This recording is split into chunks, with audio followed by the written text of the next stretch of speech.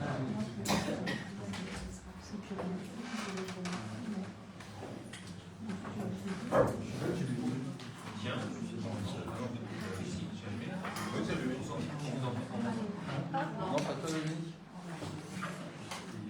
c'est pas allumé là.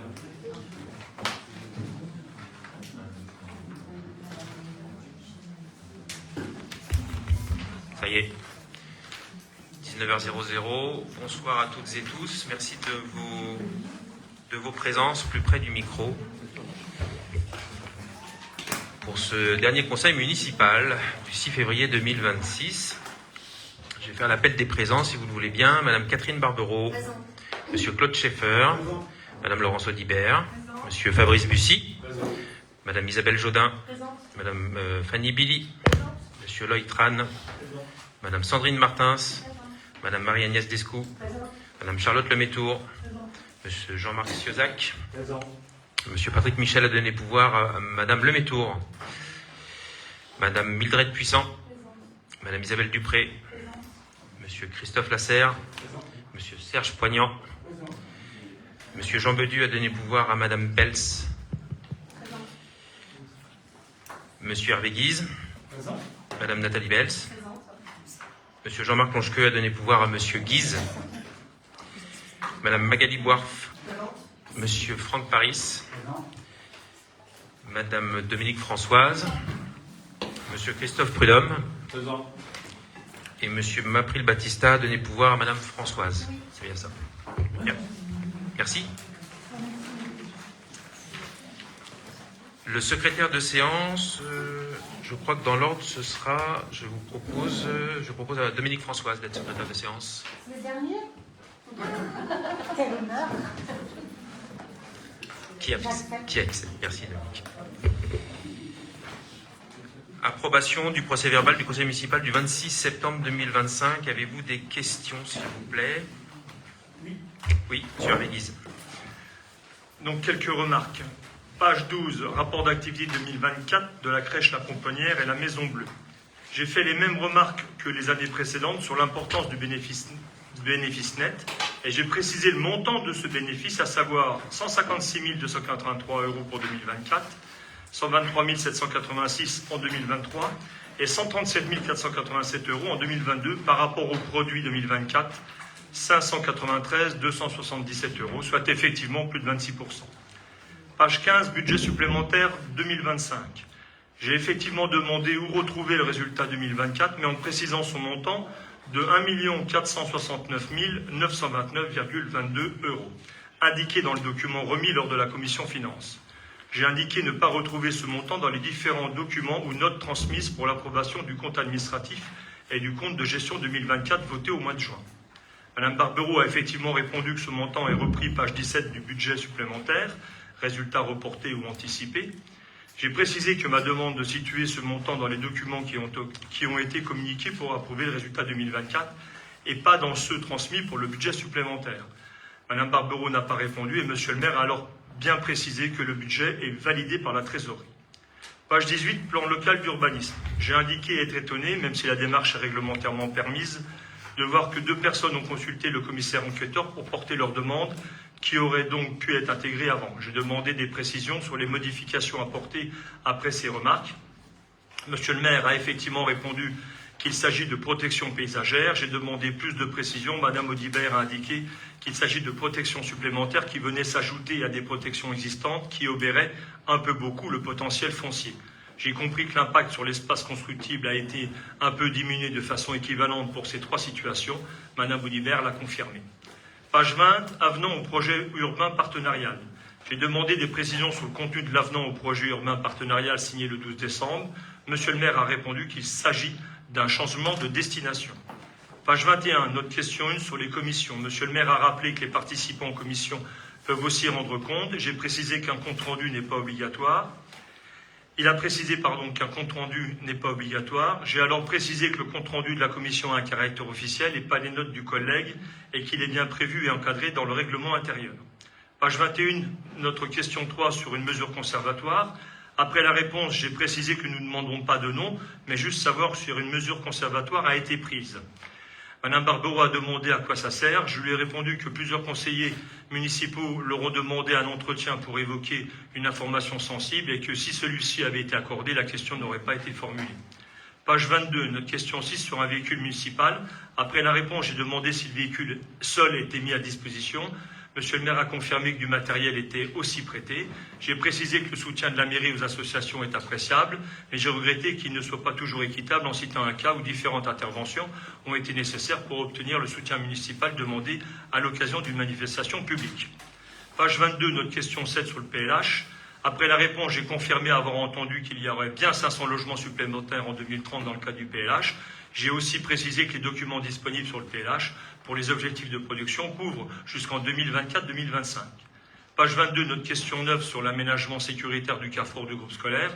Après la réponse, j'ai demandé la date envisagée pour les travaux. Monsieur le maire a effectivement répondu que le financement des travaux vient d'être seulement validé au budget supplémentaire. Page 22, notre question 10 sur la verbalisation à partir de la vidéoprotection. Après la réponse, j'ai confirmé que ça serait bien de communiquer publiquement à titre de sensibilisation et de prévention. Je vous remercie.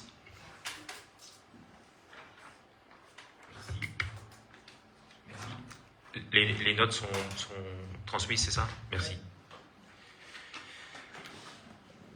En intégrant ces remarques, je vous propose de passer à l'approbation du procès verbal donc, de ce conseil municipal du 26 septembre 2025. Qui est contre? Qui s'abstient? Je vous remercie. On va passer aux actualités si vous le voulez bien. Monsieur le maire, oui. est-ce que vous accepteriez qu'on puisse faire une Alors, déclaration? en fin de ce conseil, je vous autorise à le faire. Ok, merci.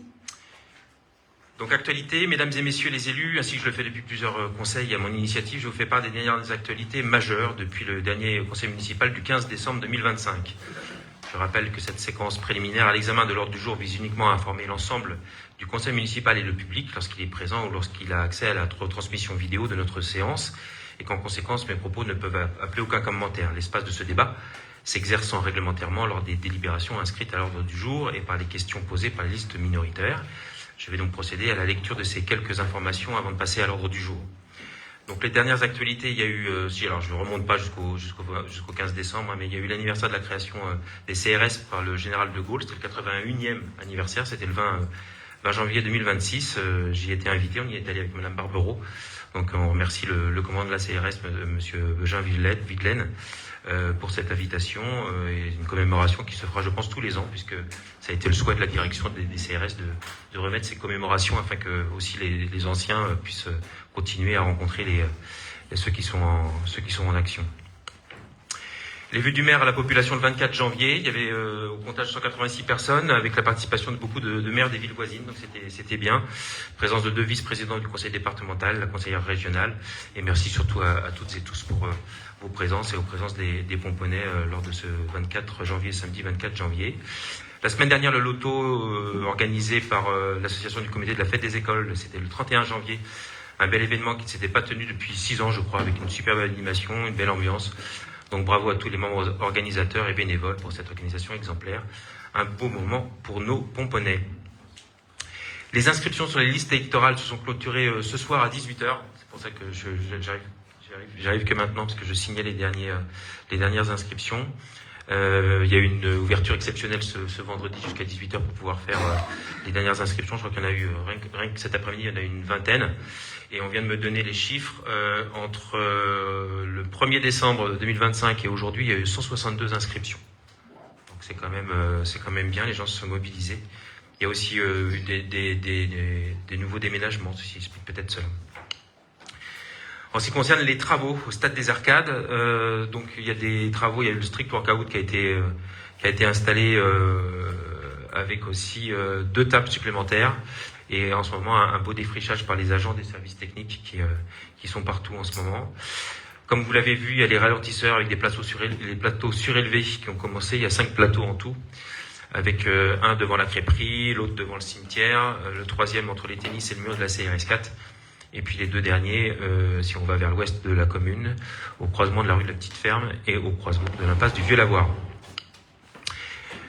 Toujours en travaux, il y a des jeux d'enfants qui ont été installés à la Pomponnette et d'autres qui sont en cours d'installation au Cornouillet. Et un avion va bientôt atterrir au stade des Arcades.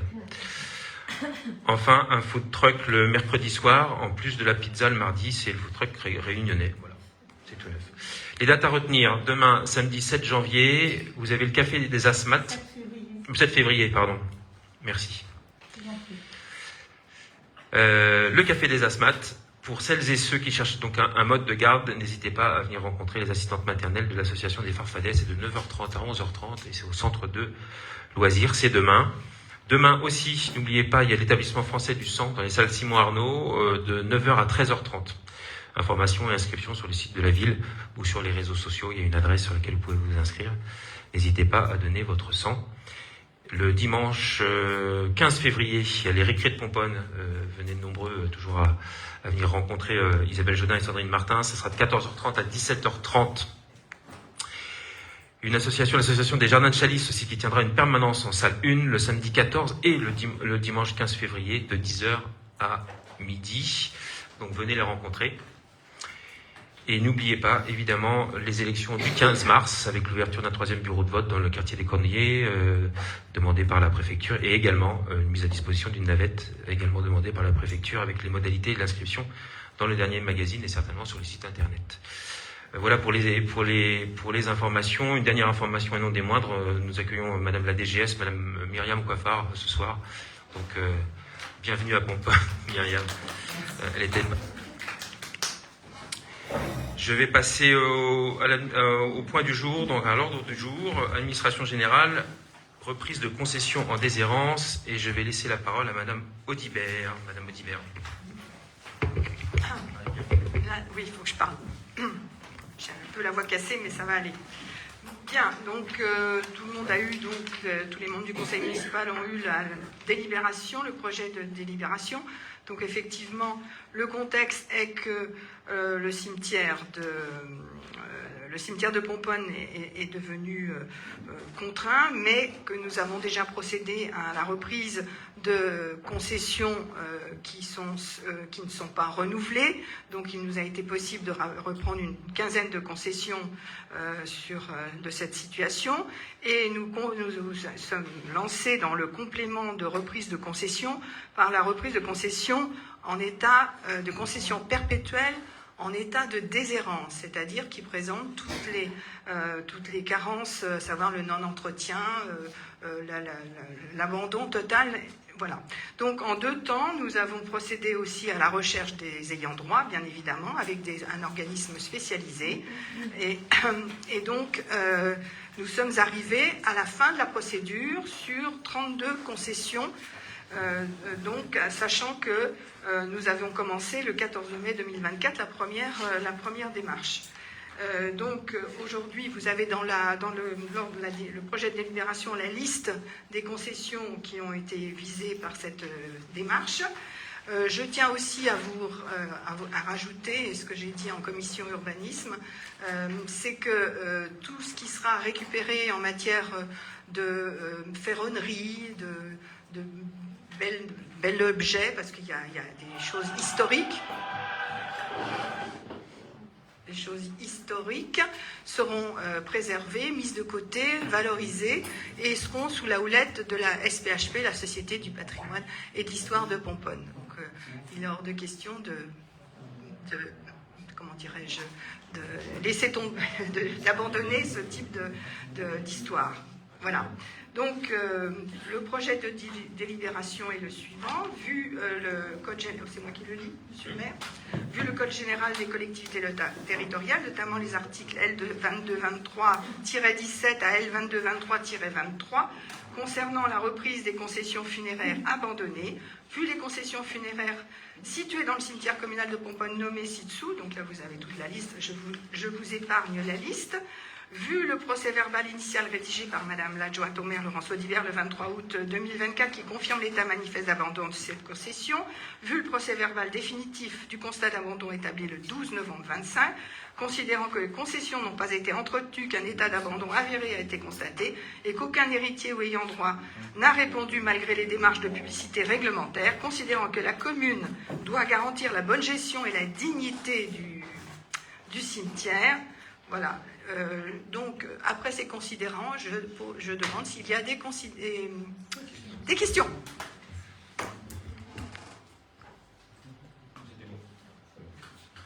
Je voulais savoir si, du coup, là, tu disais, tu énumérais tout ce qui va être rétrocédé à la SPHP. Ça, c'est bien. Enfin, c'est une suggestion. Hein, j'espère que la SPHP acceptera. Ouais. Du coup, est-ce qu'il n'y avait pas des sépultures qu'on aurait pu marquer en monuments remarquables, tu vois, comme ça se fait dans certaines communes? L'état dans lequel ceux qui ont été fléchés est tel que vraiment on ne peut pas les laisser dans cette situation.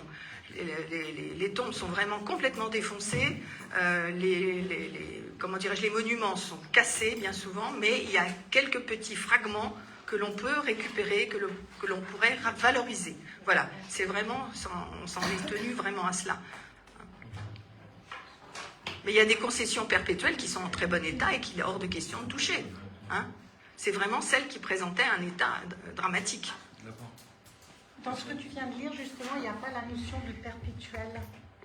Tu as parlé de concession funéraire, mais il n'y a pas le mot perpétuel, il n'y a pas l'adjectif. Dans les concessions. concessions entretenues, si. Si, la reprise des collèges déclarés abandonnés au cimetière communal. Si, elles sont normalement, c'est spécifié. J'ai pas entendu. J'ai peut-être pas entendu. Dans les... Reprise de concession en déshérence. Oui. Tu l'as pas? Tiens, tu l'as? Non. Comme il a le droit à dégager. Oui, mais c'est marqué dans la liste, mais pas oui, dans la c'est marqué dans la liste. Voilà, tout à fait. C'est pas dans la délite. Oui, c'est pas dans la liste. Voilà. Oui. Alors, est-ce qu'il ne faudrait pas le rajouter dans la délite? Tu as raison, ta suggestion est bonne. Je pensais qu'elle était stipulée. J'avoue qu'elle ça m'est échappé. Pour moi, c'est tellement évident. Ouais, effectivement. mais tu vois, vu les concessions funéraires situées dans le civil, mais nulle part figure perpétuelle. Et peut-être que ce serait intéressant de le noter. Parce qu'effectivement, on a fait la démarche précédente sur des concessions qui étaient sans renouveler, non renouvelées. Ça, voilà. Et tandis que là, on est sur le thème de perpétuel. Voilà. Donc, on rajoutera cette mention. Okay, merci pour ce rappel. Donc, y a-t-il d'autres questions? Merci Madame Alibert. On va passer au vote. Qui est contre pour qu'on reprenne ces concessions funéraires perpétuelles déclarées abandonnées au cimetière communal de Pomponne? Qui s'abstient? Je vous remercie. Point finance, je vais passer la parole à Madame Barbero, notamment pour l'ouverture des crédits d'investissement. Merci Monsieur le maire. Donc là, c'est un processus que vous connaissez. Donc le but de cette délibération d'ouverture des crédits d'investissement, c'est simplement d'autoriser Monsieur le maire aux dépenses d'investissement sur 25% en fait des crédits, enfin calculé comme c'est indiqué dans la note de présentation, et qui permettra effectivement, en attendant le vote du budget primitif 2026, donc de pouvoir investir et payer les factures, j'allais dire, des investissements qui seraient faits sur ce début d'année ou qui ne seraient pas encore payés de fait des investissements en cours et engagés. Voilà. Donc c'est quelque chose d'assez classique. En gros, ça correspond à un trimestre, 25%, ça correspond à un trimestre, justement sur lesquels on ne doit pas forcément bloquer toutes les dépenses. Sinon, effectivement, ça ne permet pas d'avancer très très vite. Donc voilà, donc le but de quoi vous dire d'autre, c'est quelque chose que vous connaissez, puisque nous n'avons pas cette année, contrairement peut-être aux années précédentes ou il y a 2 ans, voté de budget avant très très tardivement. Voilà. Donc ça représente simplement, vous le voyez sur le slide, ça représente donc à peu près 620 000 euros, un petit peu moins. Voilà, sur le quart des crédits d'investissement, donc sur la base du 25% du budget de l'exercice de l'an dernier. Voilà. Alors il y a des calculs, ça ne comprend pas certains crédits, mais en tout cas c'est précisé dans la note de présentation. Y a-t-il des questions? Donc on passe à la délibération. Donc on passe au vote? Absolument. Est-ce que vous nous autorisez à l'engagement, la liquidation et le mandatement des dépenses d'investissement que vient de vous présenter Catherine Barbero, adjointe aux finances? Qui est contre? Qui s'abstient? Je vous remercie. On va passer Ensuite, toujours à Madame Barbero, mais là, ce sera pour les ressources humaines, avec les points 3, 4, 5, et notamment le 3, qui est l'ouverture du poste de directrice de la communication.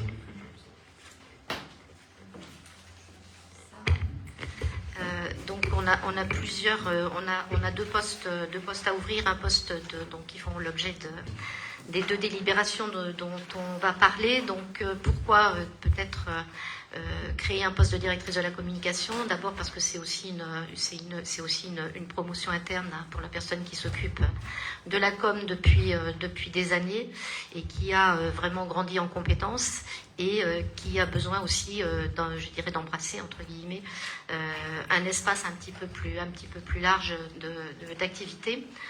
Juste revenir sur ce que ça signifie un directeur de la com. C'est un poste qui doit garantir à la fois la transparence, la cohérence, la réactivité aussi, je crois qu'on le voit chaque jour, la confiance et puis l'attractivité de notre ville, notre territoire. Voilà, donc nous pensons à la commune, à la ville et au niveau de l'équipe, c'est vraiment un pilier indispensable qui permet de relayer le travail qui est fait au service des habitants, au service des élus aussi et au service des agents, voire également souvent des associations pour relayer des informations ou des activités qui peuvent se passer en dehors de ce que peut présenter la commune. Peut-être passer au suivant. Merci. Voilà, donc simplement pour refixer un petit peu les idées, donc renforcer la lisibilité de notre action, je viens de le présenter, consolider la relation de confiance avec les habitants aussi, en essayant de porter des messages qui soient clairs, qui soient le plus pédagogiques possible. Ça n'est pas toujours facile, mais en tout cas également une présence régulière sur tous les canaux de communication que l'on peut connaître maintenant, ou tout au moins ceux qui sont adaptés et qui permettent de toucher l'ensemble de la population, que ce soit, j'allais dire, les anciens, les plus jeunes, les très jeunes, les parents, etc., etc. C'est aussi un poste qui sera le pilote en quelque sorte pour maîtriser l'image et l'influence de la commune au-delà de Pomponne même. Donc ça permet effectivement de valoriser notre attractivité. Je crois qu'on commence à connaître Pomponne pour le bien-être d'y habiter, donc tant mieux. Tout au moins, c'est les messages que l'on reçoit de nos nouveaux habitants, nouveaux Pomponais. Et puis sécuriser la communication également en situation difficile, en période de crise, que ce soit, ça peut être une crise écologique, ça peut être une inondation, il peut y avoir d'autres, ça peut être la neige, ça peut être des événements divers, de manière à réagir le plus vite possible. Donc on a besoin de quelqu'un qui soit là, j'allais dire, aux manettes avec les équipes et puis avec Monsieur le maire pour faire que les Pomponais soient avertis le plus rapidement possible en cas de tension. Pour l'instant, je rappelle quand même qu'on est toujours en Vigipirate accentué, je fais 4, renforcé, pardon. Donc voilà, il faut aussi, on a tous en tête les différents événements qui se passent sur le territoire et donc Pomponne n'est pas forcément à l'abri de ces événements. Donc voilà, donc ça c'est pour le poste de directeur de la communication, l'emploi plus exactement. Des questions? Je te laisse. C'est moi qui Je veux juste savoir, aujourd'hui à la communication, il y a 2 personnes, il y a un agent et une alternante, c'est ça? Oui. D'accord. Est-ce que derrière cette promotion, c'est une promotion, donc il y a une suppression qui sera à suivre, ou c'est une création avec, au final, il y aura 3 personnes? Non, c'est une promotion de la même personne et que ça sera suivi de la suppression. D'accord. Un changement d'emploi. D'accord. Et alors moi, du coup, aujourd'hui, la personne fait déjà en partie tout ça. J'essaie de comprendre en quoi le fait d'être directrice, d'avoir une promotion, moi je comprends qu'on rémunère un travail qui est quasiment fait aujourd'hui, donc je ne voyais pas l'impact sur le service rendu aux Pomponais.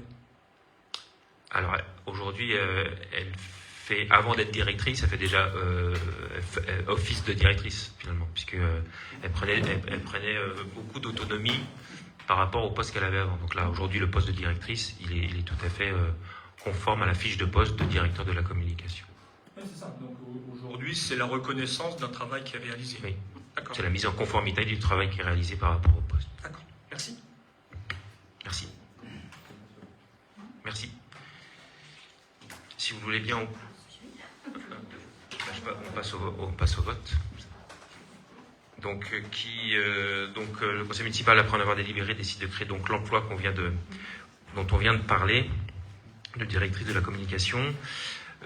Qui est contre? Qui s'abstient? Je vous remercie. Délibération numéro 4, ressources humaines toujours, avec l'ouverture de poste d'ATSEM. Madame Barbero, toujours. Donc, simplement les ATSEM, je refais pas, je fais plutôt pour le public qui peut nous écouter. Donc, rappeler que les ATSEM, donc, elles ont un rôle fondamental à l'école auprès des professeurs. Donc, pour nos petits, pour les maternelles. Et donc, il était important peut-être de rappeler un peu ce qu'elles faisaient, quel était leur rôle. Donc, derrière moi, donc j'ai voulu souligner surtout le soutien indispensable, donc à la fois aux enseignants. Elle les appuie beaucoup pour un certain nombre de tâches. Isabelle, tu pourrais tout à fait compléter ce que je dis, bien évidemment. La préparation des activités, l'accompagnement pédagogique également.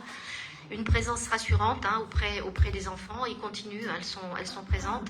Alors vous le voyez, donc je continue sur le reste. Il y a quand même, Pomponne est bien fournie depuis longtemps d'ailleurs, en personnel ATSEM ou faisant office pour l'instant. Elles ne sont pas forcément dans cet emploi-là, mais en tout cas, on a 7 agents en fait qui sont auprès de nos enfants, ou de vos enfants surtout, parce que les miens sont déjà un petit peu plus grands, et auprès de vos enfants pour les accompagner, pour les suivre, pour les faire jouer, pour les surveiller pendant la sieste, etc., etc. Et donc il y a 3 ATSEM si vous votez bien si vous approuvez cette délibération, il y aura 3 personnes qui sont sur des postes, des emplois d'ATSEM, les autres faisant office, mais petit à petit, je pense qu'on aura d'autres personnes qui vont remonter sur ces postes-là. Donc les ATSEM, c'est un facteur clé du bien-être de nos petits élèves. Ils leur apprennent aussi beaucoup de choses. Ils sont aussi un relais important avec les familles, souvent. Donc l'accueil, l'information, la continuité éducative. Elles agissent également dans la vie de l'école, donc ça je ne reviens pas dessus, je tiens un petit peu préciser. Et puis elles nous permettent aussi d'être un relais aussi d'information par rapport à ce qui peut se passer, par rapport aux besoins, par rapport à l'évolution des comportements et aux actions que la commune peut prendre pour nos petits. Voilà, donc elles contribuent directement aussi, c'est important, si les ATSEM n'étaient pas énoncées, qu'elles sont toutes, qu'elles soient ATSEM, dans des emplois d'ATSEM ou faisant office pour l'instant, elles sont toutes très investies dans leur rôle et très, très investies dans leur rôle en fait et leur action auprès des jeunes. Donc je tenais, lors de cette délibération, à repréciser un petit peu cela plutôt que de vous faire simplement une présentation de la délibération. Monsieur le maire, y a-t-il des questions? En fin de compte, dans la délibération, on dit créer un poste.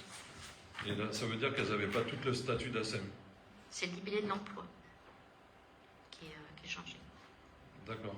Elles n'ont pas tout un emploi d'ATSEM parce qu'elles n'ont pas forcément la qualification ni l'expérience. Enfin, on peut avoir soit des diplômes, de ce que j'en ai compris, mais bon, Isabelle, tu me compléteras. Si besoin, elles peuvent avoir soit un diplôme, donc elles passent des examens en formation continue initiale, et où elles peuvent avoir une sorte de validation des acquis de l'expérience qu'on peut avoir. Donc il se trouve que progressivement, ces personnes-là, à force d'avoir de l'expérience aussi, et la plupart sont là depuis un certain temps, voire depuis très longtemps. Et voilà, donc c'est... Donc ça ne bouge en rien l'effectif actuel qu'on a. Non, ça ne touche pas l'effectif. Juste, ça ne touche pas l'effectif. Merci. Oui, moi, juste parce que je vais être sûr de bien comprendre, sur l'organigramme, effectivement, on a bien ça, les 6 ETP, 7 agents, parce qu'on en a 5 à temps complet et on a 2 fois 0,5. Donc on arrive aux 6 ETP. Mais alors, du coup, il y a des personnes aujourd'hui qui ont le grade d'ATSEM, mais qui ne peuvent pas être ATSEM, c'est ça que je n'ai pas bien compris. Qui n'ont pas le titre, c'est ça, le titre Elles travaillent, mais pas la qualification. Comme dans les crèches, vous avez des auxiliaires, mais vous avez des agents SAP, 3 mois, donc elles le demandent, il faut qu'elles fassent des concours. Alors aujourd'hui, il n'y en a que 3 qui sont ADSEM et demain ça sera 4 ou c'est 2 plus 1? On va avoir des gens qui petit à petit vont grimper en compétences. Je crois qu'il y a des demandes une demande, je crois, qui va arriver, qu'il faut aussi qu'on regarde effectivement qu'elle remplit bien les conditions. Il y a un certain nombre de choses, et ça c'est la RH qui va voir avec Madame la DGS pour recevoir cette personne. Oui, le coordinateur aussi, pense avec Sébastien, pour voir effectivement si ça colle bien, si ça remplit bien toutes les cases. Pardon, mais aujourd'hui, avec le statut d'ADSEM opérationnel reconnu, qui pouvons exercer cette fonction, on en a combien? Si vous délibérez favorablement aujourd'hui, on en aura 3. D'accord, donc... Mais c'est pas ce que vous venez de dire, excusez-moi, ou alors j'ai pas du tout compris. J'avais cru comprendre qu'actuellement, on en avait déjà 3. Non, c'est ce que j'ai dit, il y en a 2, et donc là, vous délibérez pour la 3e. C'est pas ce que vous avez répondu à Christophe, excusez-moi, ou alors j'ai mal compris. Je ne sais plus, je pense que c'est ce que j'ai dit, mais je me suis mal exprimée sans doute. Pardon? Mais en tout cas, je confirme, il y en a 2 pour l'instant, et avec cette délibération, il y en aura 3, si cela est plus clair. Ok. Donc, j'avais bien compris. Merci, monsieur le maire. Y a-t-il d'autres questions? S'il n'y a pas d'autres questions, je vous propose de passer au vote. Donc de création d'un emploi à compter du 1er janvier 2026, un emploi d'ADSEM à temps complet. Qui est contre? Qui s'abstient? Je vous remercie.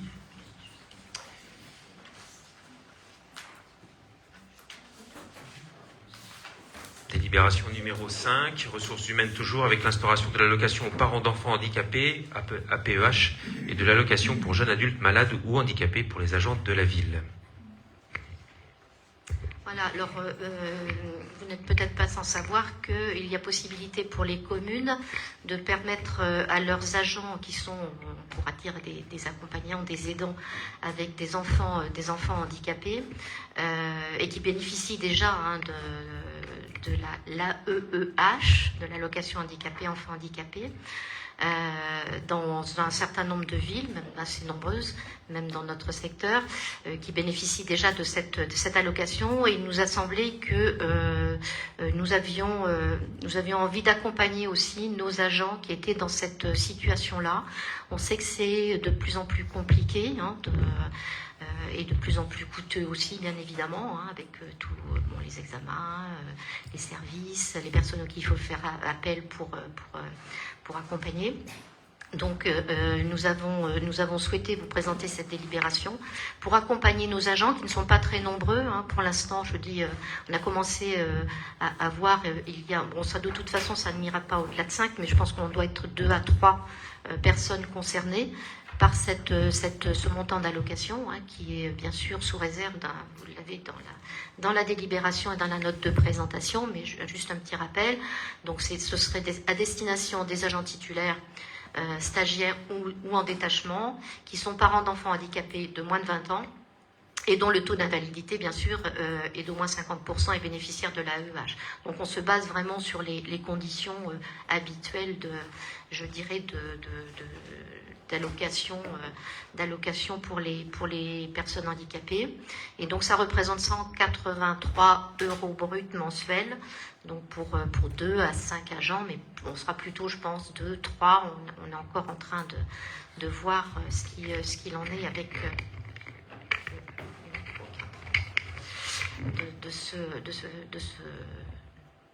on essaye de recenser un petit peu tout ça, donc c'est en cours, mais ça n'ira pas. Voilà, il y a très peu de personnes. Je pense que c'est pour ma part, je trouve que c'est plutôt une bonne mesure d'accompagnement et de considération vis-à-vis des parents, parce que ce sont des parents avant tout pour nos agents, et qui peuvent peut-être aussi leur permettre d'être plus efficaces et plus sereins aussi sur un certain nombre de choses ou dans leur activité au quotidien.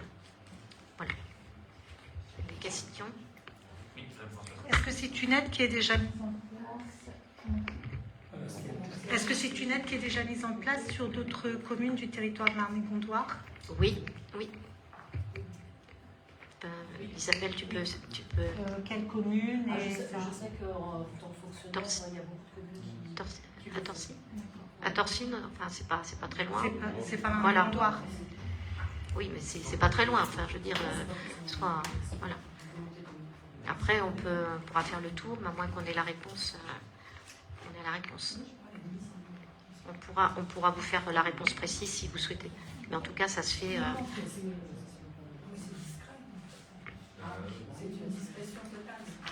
Non, mais pour savoir si c'est mis en place, si ça fonctionne, si c'est bien. Attends, je note parce que. Oui, monsieur Guise. Oui, parce que je ne comprends pas bien. Il y a une allocation ou deux allocations qui sont aujourd'hui dans la délibération? Parce qu'on en cite deux dans le titre, et quand je lis, j'ai l'impression d'en voir qu'une. Il n'y en a qu'une. D'accord. Non, mais parce Il n'y que en a qu'une. Non, mais pardon, mais instauration de l'allocation par an et de l'allocation. Donc quand je lis, moi, il y a deux allocations. Dans le titre de la délibération, enfin du titre. Peut-être vous voulez faire une précision. D'accord, donc c'est bien. C'est deux allocations, mais qui ont le même montant. Non, c'est 183 €, que ce soit pour l'enfant de moins de 20 ans ou l'enfant de plus de 20 ans qui justifie la D'accord. Mais il y a bien deux allocations. 183 €. Oui, d'accord. Mais soit elle s'adresse à une catégorie ou à l'autre. C'est ça. D'accord. Et du coup, moi, la question, c'est pourquoi, enfin, aujourd'hui, il y a une directive, il y a eu quelque chose, pourquoi le sujet vient en délibération? Parce que je pense que ça date pas d'hier, ça. Oui, mais c'est peut-être un constat qu'on peut faire en regardant effectivement ou en voyant les agents et en discutant avec eux. Donc, c'est pas une directive. On n'est pas obligé non plus d'avoir des directives pour agir, à mon avis. Mais voilà, c'est plutôt. Alors, c'est pas pour faire plaisir aux uns aux autres. C'est simplement parce que c'est un fait. On se rend compte que gérer des enfants handicapés, enfin gérer, le mot est très mal choisi, mais s'occuper d'enfants handicapés, ça demande de plus en plus d'attention, de ressources aussi. Et donc, on doit aussi se préoccuper de nos agents sur ce plan-là. Il n'y a pas de raison qu'on ait des plans handicap sur l'école, Mais il n'y a aucun débat là-dessus, pardon, hein, il n'y a aucun débat sur ce sujet-là. Moi, j'essaie de comprendre, comme il y a eu avec les mutuelles, un peu un caractère obligatoire, je voulais savoir s'il y avait le même esprit, parce que se préoccuper, c'est bien. On aurait pu s'en préoccuper il y a 2 ans, il y a 3 ans, voilà, c'était Oui, juste. oui. Voilà.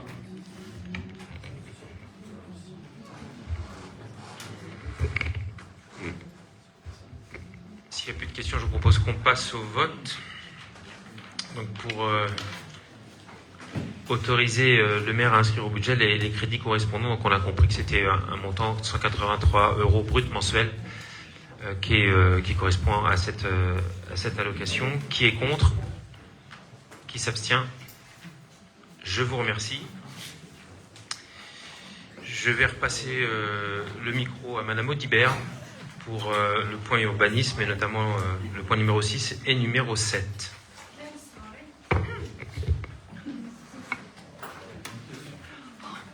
Je voudrais un peu détendre l'atmosphère. Bien, alors le point numéro 6, c'est un point effectivement concernant l'urbanisme, notamment le plan local d'urbanisme qui est actuellement en vigueur et qui a été approuvé le 26 septembre 2025. Il a bien fallu attendre dans le déroulé des différentes procédures le retour du contrôle de légalité qui a eu lieu vers la mi-novembre et qui a nécessité donc une mise en conformité aux fins de se conformer justement aux dispositions en vigueur. Alors, le contrôle de la légalité a notamment retenu plusieurs points qui vous sont listés dans la note de présentation donc, de la délibération sur laquelle nous sommes tout de suite, à savoir qu'en premier lieu, le règlement autorise la construction d'annexes. Pardon ? Je suis sur la 6, là. En fait, on va annuler. Oui, mais enfin, on donne quelques raisons de... Voilà, quelques raisons enfin, qui, effectivement, nous ont amenés à... parce qu'il y a eu tout un lot d'éléments, mais nous avons bien étudié tous les éléments qui étaient présentés par le contrôle de la légalité, et le contrôle de la légalité a effectivement donner une marche à suivre pour que nous puissions nous conformer à leurs demandes. Donc, ils vous sont listés déjà dans la délibération numéro 6 et qui va déboucher sur, effectivement, l'annulation de la délibération du 26 septembre 2025.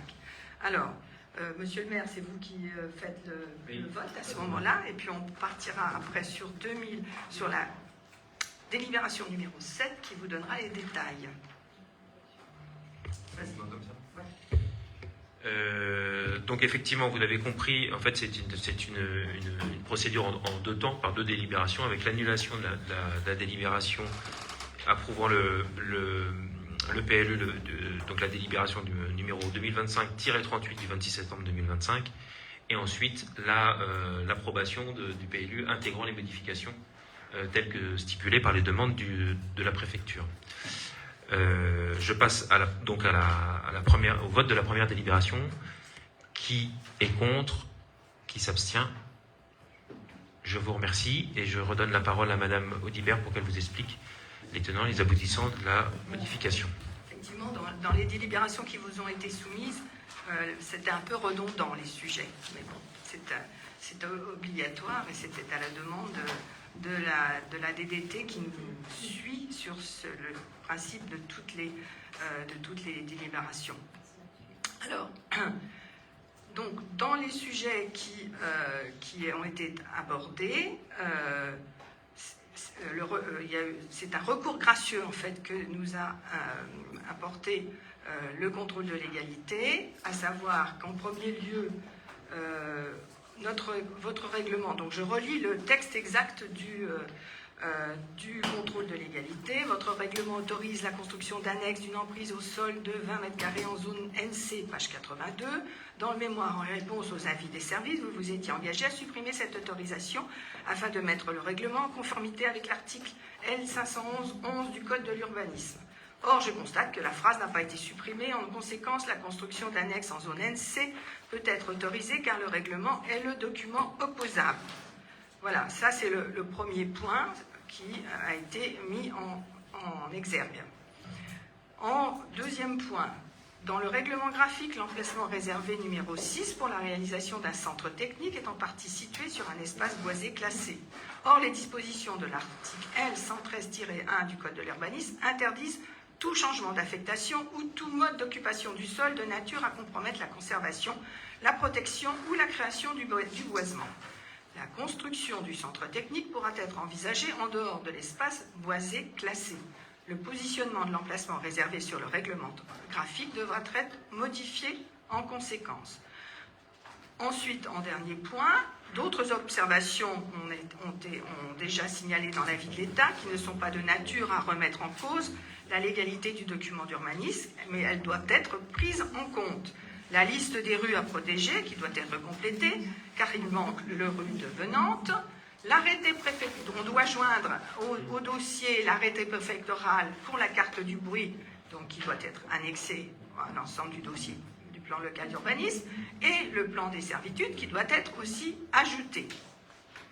Voilà les éléments qu'il a été nécessaire d'ajouter ou de modifier dans le cadre du règlement du plus. C'est ce qui a été fait, c'est ce qui vous a été envoyé dans les documents annexes, donc dans le cadre de la convocation au conseil municipal. C'est ce que nous avons évoqué aussi en commission urbanisme. Donc on a bien noté que les deux points ont bien été pris en compte, sachant que la zone NC, c'est la zone qui se trouve dans le château de Pomponne.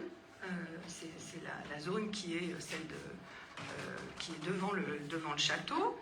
Et on a bien pris en compte les préconisations concernant la réduction de l'espace réservé, mettant hors du champ l'espace boisé classé.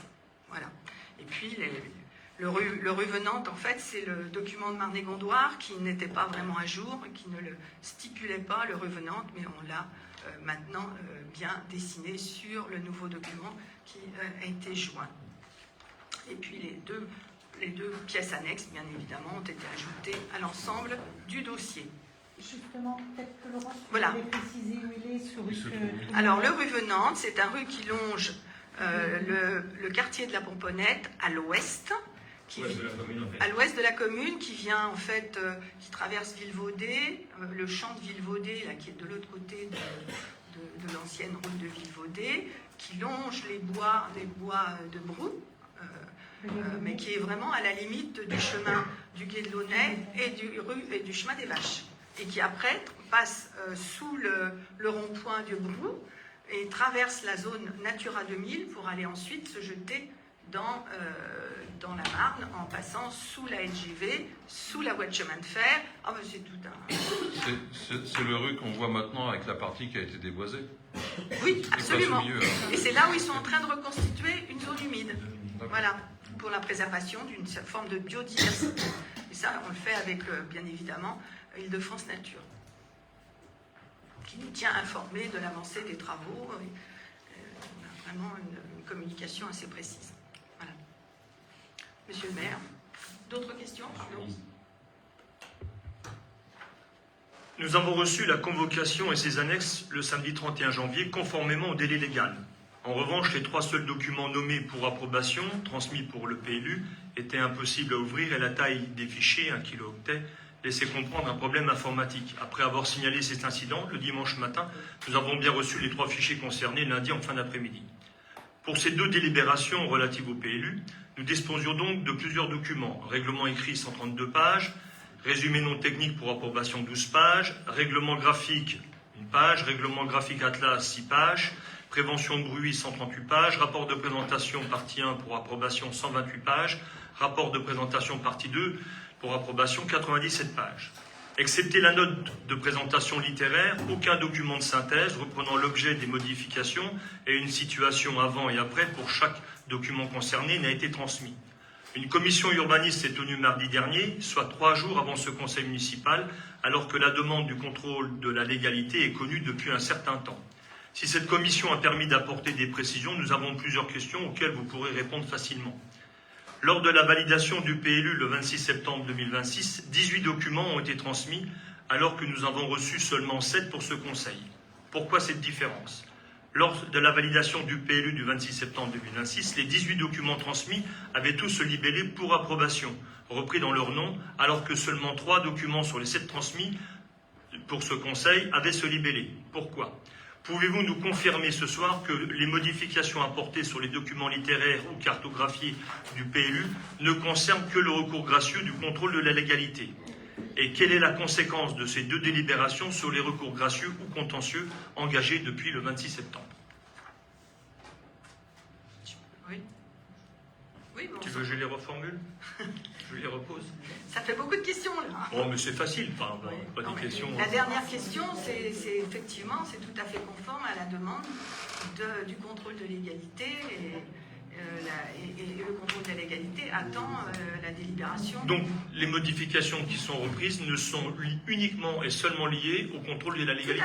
Tout à fait, il n'y a que ça. D'accord. Les recours gracieux et contentieux, est-ce que le fait qu'on ait annulé la délibération du mois de septembre et qu'on reprend une délibération pour le PLU, est-ce qu'il y a une incidence sur les recours gracieux? Est-ce que ça remet les compteurs à zéro? Il faut que les gens fassent des recours. Absolument. Voilà, donc c'est important ça. Ouais. Ok. Et puis après, je pense que c'est une sujet de numérotation, mais il faut reconnaître que c'est troublant. On reçoit des documents, certains c'est déjà marqué approuvé, l'autre c'est pour approbation. C'est-à-dire que s'ils ont une petite modification de 100, puisque la zone NC, par exemple, a été supprimée, donc Oui, mais le nouveau document est pour approbation. C'est la seule chose qui était Voilà. à peu près claire. Hein, Oui. voilà, Oui. on a vu les modifications avant-après. Voilà. Et puis le plan aussi, Oui. l'espace réservé. Oui. Et Rue de la Petite Ferme, on voit bien, mais ça va. Mais les autres, moi honnêtement, Ah oui, où on situe le rue du Venant, enfin, la différence entre le document avant-après, une petite note de synthèse, honnêtement, sur chaque point, en précisant, comme ça a été fait là, document page 82. Tu as tout dessus, là sur le plan cartographique, tu as le rue du Venant qui a été repositionné, tu as l'espace réservé qui a été réduit, et tu as aussi la zone. Il aurait été bon, je trouve, à mon avis, de mettre ça dans le texte de la délibération, dans le texte littéraire. On n'a mis que les précisions que pour ces 2 premiers points. l'espace réservé et la zone NC. Les autres points ne sont pas localisés. Oui, mais les 3 autres points, ça concerne simplement leur ajout de pièces annexes, des documents de pièces, que d'ailleurs ces documents n'ont pas changé par rapport même à des documents qui accompagnaient le plan local d'urbanisme avant même sa révision. Si c'est si simple, effectivement, ça aurait été simple de l'écrire. Oui, de l'écrire. Voilà. On pensait que vous aviez compris. Merci. Après, la commission a permis de répondre à ces questions-là aussi. Et moi qui étais présente à la commission, j'ai transmis à mes collègues. Merci, Madame Françoise. Et heureusement, parce que j'ai eu les documents ce soir. Alors qu'ils avaient été demandés quand même bien en amont. Pas pour les avoir sur table, parce que vous imaginez bien qu'on ne va pas Ouais, parce que Non, mais si je là, sais on que pose c'est- la question de quelle page on a modifié ou qu'on a rajouté. Non, on peut- c'est on peut- carrément mais on c'est peut une commencer, annexe. je veux dire. C'est des annexes qu'on a rajoutées. Oui, oui. hein. Mais du coup, vu qu'on vote Le nombre de- l'ensemble, la totalité du PLU, on peut avoir le même débat qu'on a eu il y a quelques mois Bien sûr. et repartir dessus. Ah oui, Mais on c'est est pas ça. Oui, bon. Maintenant, on a compris tes explications ce soir. Je n'ai pas compris les miennes. Non. S'il n'y a plus de questions, on va passer aux délibérations si vous voulez bien. Donc approuver le projet de plan local d'urbanisme avec les modifications et j'atteste que les ajouts et modifications sont scrupuleusement celles qui sont annoncées ce soir. Je vous demande d'approuver le projet de plan local d'urbanisme tel qu'il a été modifié pour donner suite au recours gracieux du contrôle de la légalité et de dire que le PLU approuvé sera disponible au public en mairie et en préfecture de Seine-et-Marne. Qui est contre? Qui s'abstient? Je vous remercie.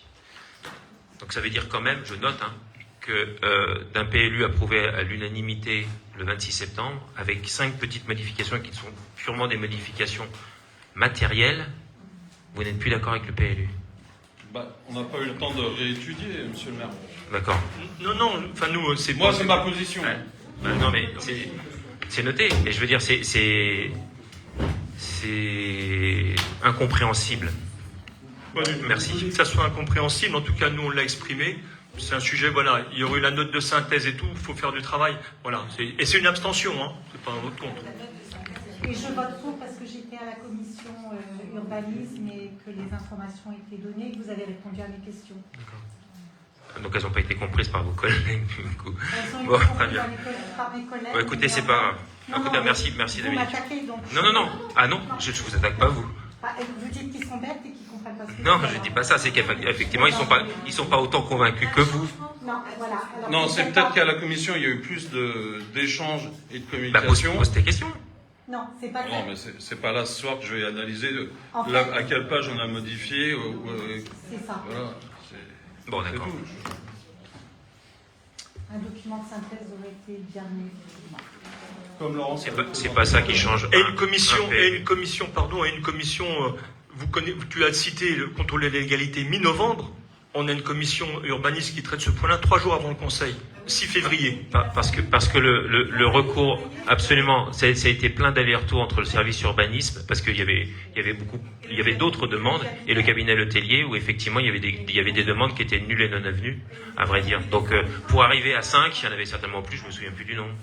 Et donc effectivement, on a travaillé, contrairement à ce que vous dites, pour arriver à 5 points qui sont purement matériels. Et j'ajoute que s'il y avait eu un problème, il y aurait eu un référé suspensif du tribunal administratif, du préfet au tribunal administratif. Ce n'est pas le cas, donc c'est purement matériel. Comme ça arrive dans tous les PLU. Sauf que dans tous les PLU, les gens qui votent à l'unanimité votent pas 2 mois plus tard en suspension, quoi. Voilà. Alors si juste, pardon, une Non remarque. mais assumez votre vote, on va clore là. Non mais moi je vais assumer. Ah, mais on a. Non, mais, pardon, après je te laisse la parole. Non mais on assume, on n'a jamais dit, j'ai jamais dit que vous n'avez pas travaillé. Premièrement, ce sujet-là, on l'a appris par la bande, voilà, par des gens, parce qu'aujourd'hui l'information était donnée en amont. Vous comprenez? Est-ce que c'est normal que les gens de la commission urbanisme découvrent qu'il y a un contrôle de la légalité quand il y a des travaux par des pomponnets qui leur parlent, parce qu'en réalité, il y a une personne de l'équipe majoritaire qui leur a dit. Moi, je trouve que c'est pas normal. Voilà. Donc, vous nous questionnez. Moi, j'ai jamais dit qu'on avait dit que vous ne travailliez pas. Je dis simplement, remettez-vous aussi en question sur la forme et sur la méthode. Non, je crois que c'est purement politique, mais je vais arrêter là. C'est-à-dire qu'à un moment donné où vous êtes, comment dirais-je, considérer que un bon PLU, c'était aussi votre travail, et d'ailleurs j'en atteste, notamment avec le travail avec Madame Françoise, et que alors qu'il y a 5 modifications purement matérielles, purement minimes, vous considérez qu'il est pas aussi bien que ça. Voilà, c'est tout. Mais c'est une posture. Après, parce que je crois que vous voulez plus assumer le PLU, alors qu'avant vous considériez avoir travaillé pour. C'est tout. Mais mais après c'est. Sinon le vote, c'est un vote de posture. On n'a pas eu assez d'explications, c'est tout. On les a données. Mais... Là, n'empêche, tu viens de redonner encore des explications complémentaires qui auraient pu être admises juste avant le vote. Et ça changeait quoi?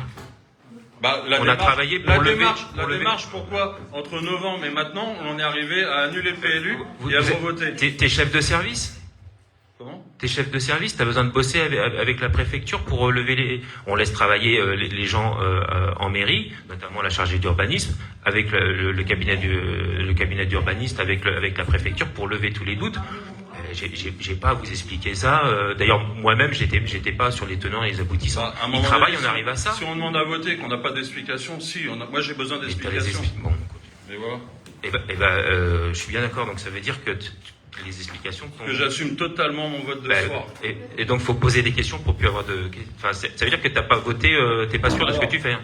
J'ai fait la demande des documents 2 jours après l'envoi de la convocation. Les documents, je les ai ce soir, et les explications, je les ai ce soir. Dominique m'a donné des informations. J'avais peut-être des questions supplémentaires qu'elle n'a pas pu me répondre. Donc, faut les poser là. Non, je ne les poserai pas ce soir. Je viens d'avoir les documents ce soir. Je vais dire, on va pas analyser le PLU ce soir. On a compris. Très bien. Je vous remercie, au moins, vous avez compris quelque chose.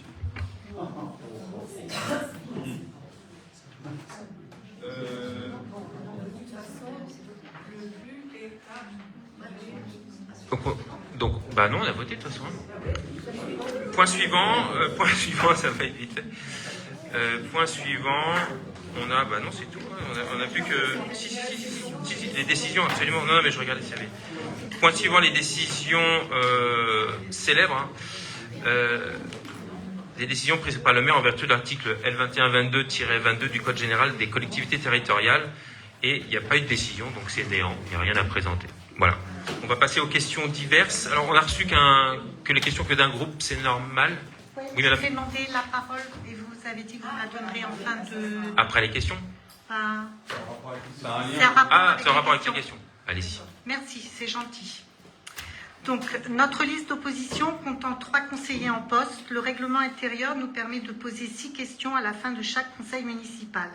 S'entend par question un point d'interrogation, même si, il faut le reconnaître, Monsieur le maire nous a autorisé à plusieurs reprises à utiliser 2, voire 3 points d'opération dans une même question, ce dont nous le remercions vivement. Nos questions doivent être envoyées au plus tard 48 heures avant le conseil municipal, ce qui est parfaitement compréhensible dans la mesure où la majorité doit être en mesure de collecter les informations afin de répondre aux dites questions. Or, l'expérience a montré que bien souvent les réponses étaient livrées dans les informations données par Monsieur le maire en début de séance, ce qui régulièrement donne lieu à, entre guillemets, nous avons abordé ce point au début du conseil. Peut-être une manière polie et détournée d'éviter tout échange. Par ailleurs, lorsque nos questions nécessitent des compléments d'information, nous avons noté que les documents que, je cite, alors j'ouvre les guillemets, nous vous ferons parvenir, je ferme les guillemets, ne nous parviennent jamais. Nous avons donc décidé de ne pas poser de questions en cette fin de conseil et ainsi nous éviter une nouvelle fois une déception. Je vous l'enverrai par mail. Merci Dominique. Question du groupe Pomponne à Nouvelle-Élan.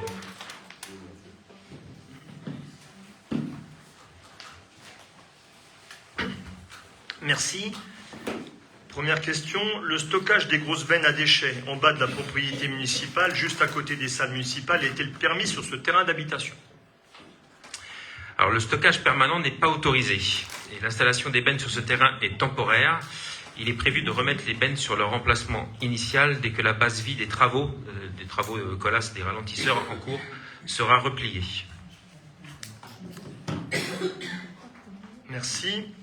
Quelles sont les conditions, quels bénéficiaires, quand et comment réserver, règles d'arbitrage ou de priorité que vous avez ou que vous allez définir pour bénéficier de la navette gratuite de transport proposée sur réservation aux Pomponaises et Pomponais pour se rendre dans les bureaux de vote? Alors c'est dans le magazine, donc tout le monde l'a eu, hein, c'est dans le magazine numéro 131 à la page 5. Navette électorale, donc c'est page 5 sur la catégorie La Mairie. Un service de navette gratuite sera proposé aux personnes rencontrant des difficultés à se déplacer vers leur bureau de vote. Ce service fonctionnera sur rendez-vous, les jours de scrutin de 9h à 12h30 et de 14h à 17h30. Et les réservations se font au service élection. Alors il y a le numéro, je ne vais pas le reciter, mais enfin je peux le redire, remarquez.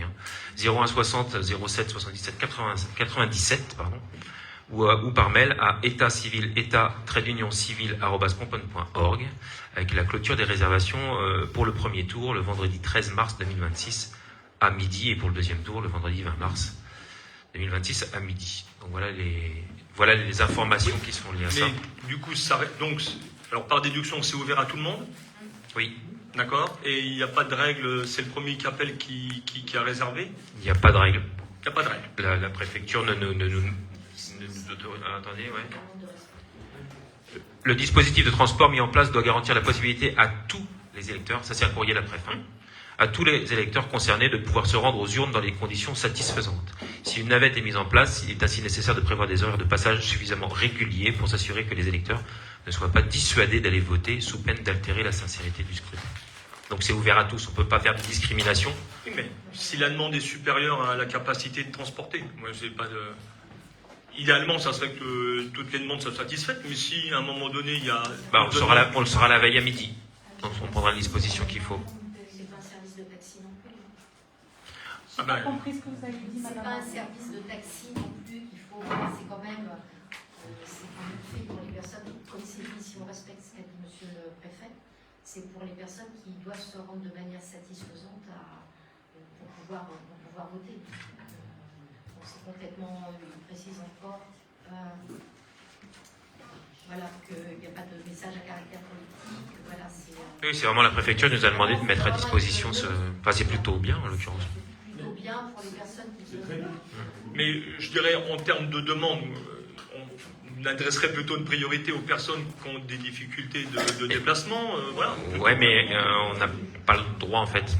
Et d'ailleurs, sur quels critères? Ça veut dire qu'il faudrait qu'ils se manifestent eux, et s'ils ne se manifestaient pas, ça serait donc intrusif et ça supposerait des fichiers dont on n'a pas le droit d'avoir accès, auxquels on n'a pas le droit d'avoir accès. À la suite de l'arrêt de travail de la personne en charge des élections municipales, quelles sont les incidences en matière d'organisation et toutes les demandes d'inscription sur les listes électorales ont-elles pu être traitées favorablement? Alors, il n'y a aucune incidence. Il y a 2 agents qui étaient déjà officiers d'état civil qui ont assuré le service et toutes les demandes d'inscription ont été traitées, dont les dernières quelques minutes avant l'ouverture de ce conseil. Très bien. À la suite de votre réponse faite lors du précédent conseil municipal, que sont devenues les caméras GoPro achetées pour l'ancienne police municipale et quel est l'état des VTT inutilisés depuis plusieurs années et leur devenir? Alors les caméras GoPro ont été achetées le 30 juin 2021. Alors on a retrouvé la facture, mais on continue à chercher les caméras, à vrai dire. On a demandé au service de les chercher. On n'a pas les 2 caméras GoPro. En ce qui concerne les VTT, alors rien n'est prévu pour le devenir des VTT. En ce qui concerne leurs états, il faut juste changer les pneus et les freins. Enfin, ils sont en bon état, ils sont rangés. Ils sont rangés à l'abri. Dans la police pluricommunale, ils ne développent pas les VTT. Enfin, non, en général, c'est plus les ASVP qui peuvent avoir des VTT. Ouais. Et comme il est tout seul. Mais je veux dire, sur les ASVP où il y en a à Torigny ou à Lagny, ça les intéressait pas. Parce que là, d'avoir des vélos qui servent à rien, ça c'est inutile. Tout ce qu'on avait avec nous, on a proposé à la mutualisation. D'accord.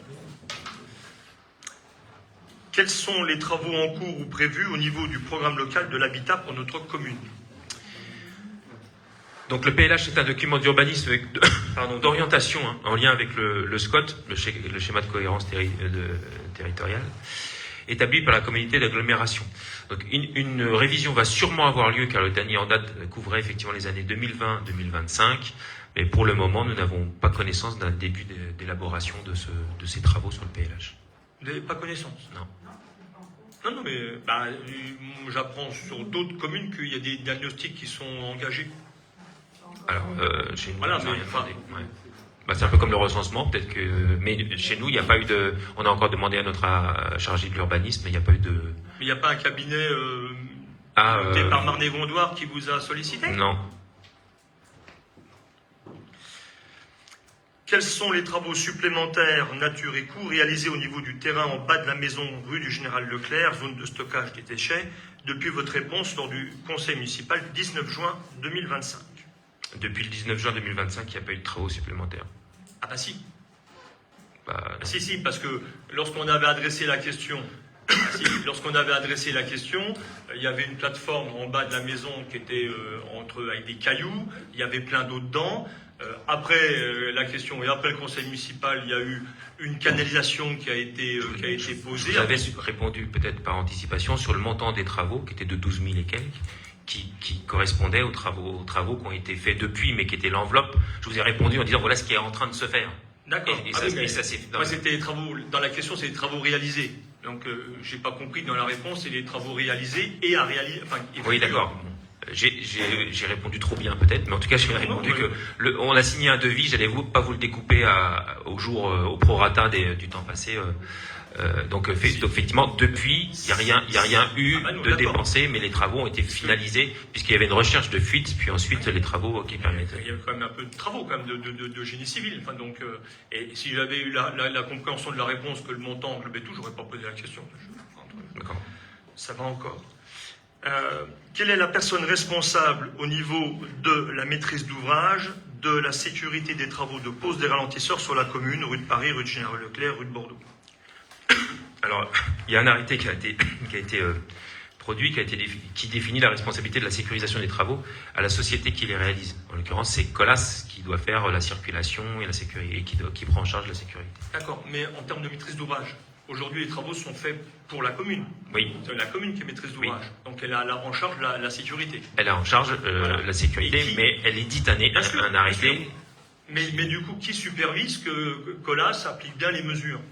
Moi, je dis ça parce qu'honnêtement, il y a des situations qui ont été quand même... Alors, on va dire que c'est la mairie qui est c'est la commune qui est responsable. Donc, de toute façon, le maître d'ouvrage, c'est la mairie. Après, il y a l'assistant à la maîtrise d'ouvrage, qui est un service de Marne-et-Gondoire, qui supervise les travaux. Et en l'occurrence, lorsqu'il y a une problématique, c'est cette personne que moi j'appelle pour faire respecter à l'entreprise la sécurité. Parce que vous avez quand même des situations, c'est pas... temporaire, ça ne dure pas juste des situations qui ont duré, et c'est des fois un peu partout. Encore dernièrement, là, sur la rue du Général Leclerc, le bahut en plein milieu, ça décharge, et c'est pas juste 2 minutes, quoi. Alors, le bahut, alors je sais pas de quoi vous parlez. Ah oui, parce que... Un transporteur d'engins. Vous avez les camions qui viennent avec le matériel qui se font garer sur les trottoirs, les piétons, ils passent sur la route. Enfin, moi, je vous dis... il y a des situations, et c'est pas juste... Eh bien, c'est quelque chose que je reporterai à notre assistant à maîtrise d'ouvrage.